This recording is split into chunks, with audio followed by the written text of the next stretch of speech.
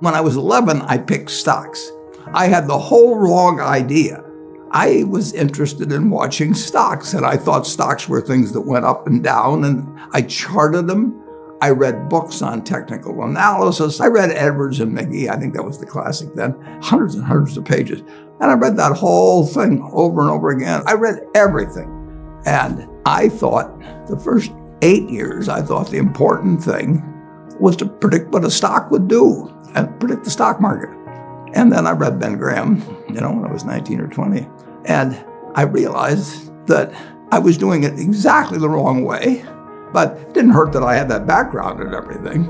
And I rejiggered my mind, and when I read the book, The Intelligent Investor, from that point, I never bought another stock. I bought businesses that happened to be publicly traded, but I became an owner of a business, and I did not care whether a stock went up or down the next day or the next week or the next month or the next year, and I didn't have any idea what it would do. I didn't know what the stock market would do, but I knew businesses.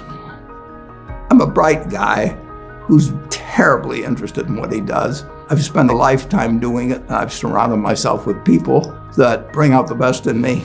And you don't need to be a genius in what I do.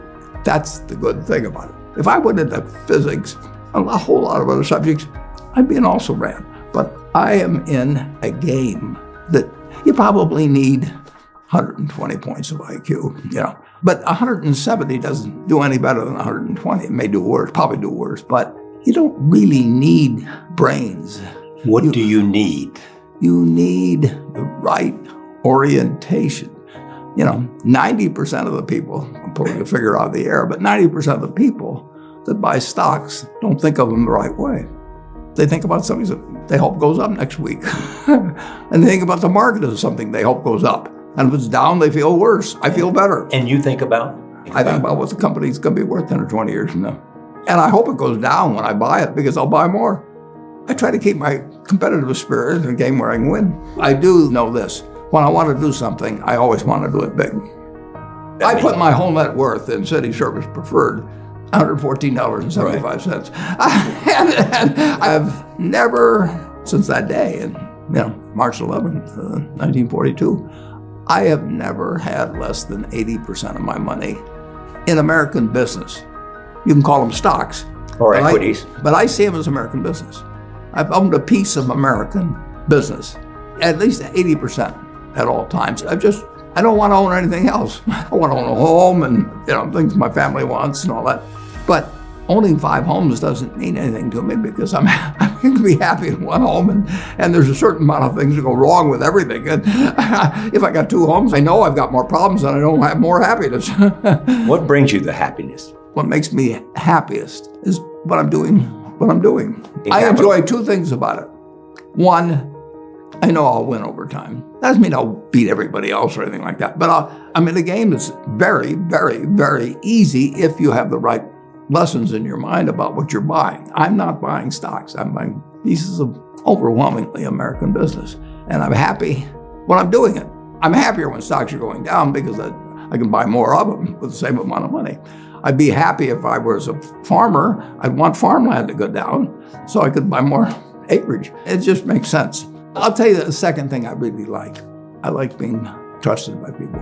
I would rather do what I do with partners than do it sitting in a room myself, even though I might make more money that way. Let's pretend there is no stock market. Let's say I had to buy these privately, like you buy a farm privately, like you buy an apartment house privately. They're investments. So you're looking to say, what can I do with money I've saved to put it away so I feel good about getting it back later under any circumstances, but not necessarily on a given moment. But if I have a farm, it's going to take me a while. But people would be so much better if they actually didn't have a stock market in terms of buying businesses.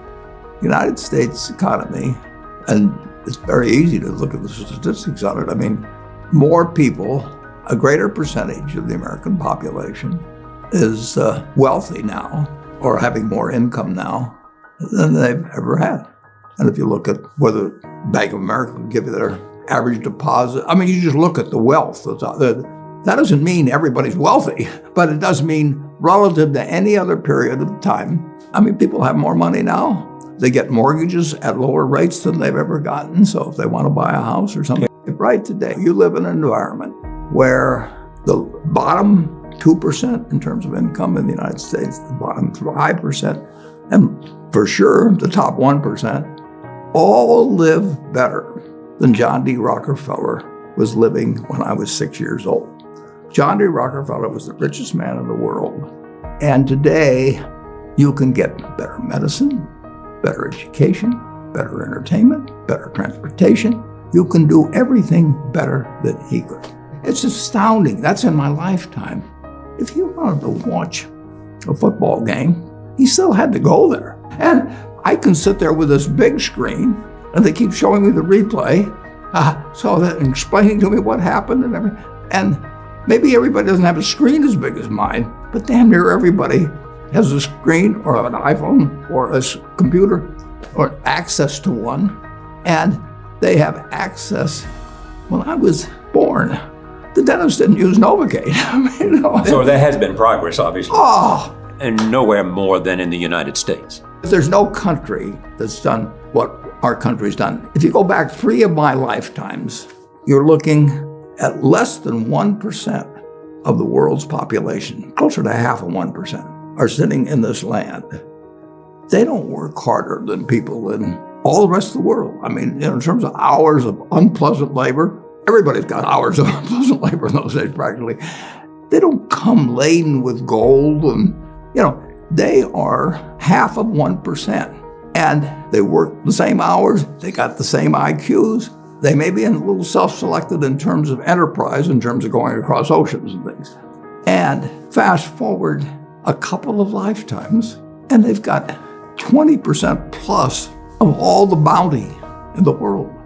I mean, that is something that has worked like nothing. Just imagine that. If you've gone to anybody, Constitutional Congress, in 1789, if you go to any one of the representatives there, and you said, I want to tell you what this place is going to look like, in 3 more of your lifetimes, your great-great-grandchildren are going to be flying in the skies, they're going to be watching sports all over the world, they're going to be entertained, their medicine. They'd have hold you off to a lunatic society of what he's doing. He's getting 50 cars and he's getting a whole bunch of little claim checks. Just think of it. Everything, when Thomas Edison did all the things he did, he made some money, but we're using it. It belongs to us. If you take what an hour of labor delivered to you 100 years ago and what an hour of labor delivers to you now for you and your family, it's unbelievable. Capitalism doesn't say get rid of a referee and a government. We've got a government that can tell capitalism what to do. And they do, and that's just what they should do. And they do it in different ways at different times and all kinds of things. But it's claim checks on future output. That was, and the claim checks belong to me, so if I want to buy 50 super yachts, I can do it. But what does it mean to me? It can buy more things for other people that are useful to them. It's not evil. The federal government is the boss in the end. And they shouldn't screw up capitalism, and capitalism shouldn't screw up the federal government. It's very simple. It's evolving, always.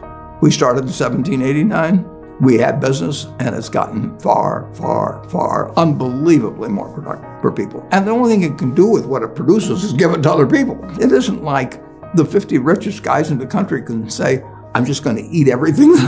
They're turning out products. iPhone that I have, which I'm probably the least capable guy in the world of working with it, but it makes life better. But that comes with government. So far, we've got the best system. We've got a better system than we used to have, and we'll have a better system 50 years from now. Why are you so sure? Well, I've seen 91 years of it. I've never seen a period where I didn't believe that. Not every aspect. We can go backwards in some, and no, it's not. But it's unbelievable what has happened. I mean, just think of it. We've had a civil war, we've had a Great Depression, we've had all these things. Pandemics? Yeah, I'll guarantee you we'll have something, next year and the year after and the year after. But in a herky-jerky but dramatic matter, business moves forward, government moves forward, more important, people move forward. I mean, I am happy to tell people that the same thing I've told them before, but it's they'll never get the message, most of them, but a few do, that the most, best thing to do if you want to invest for the long term His index. and it's the S&P 500 index. Right. And what's happened, of course, is that organizations like to grow. So they set up indexes on different industries, different countries. And as soon as you do that, you're violating basically what Jack Bogle said. He says you don't know enough to pick the right businesses, which means you don't know enough to pick the right countries, you know enough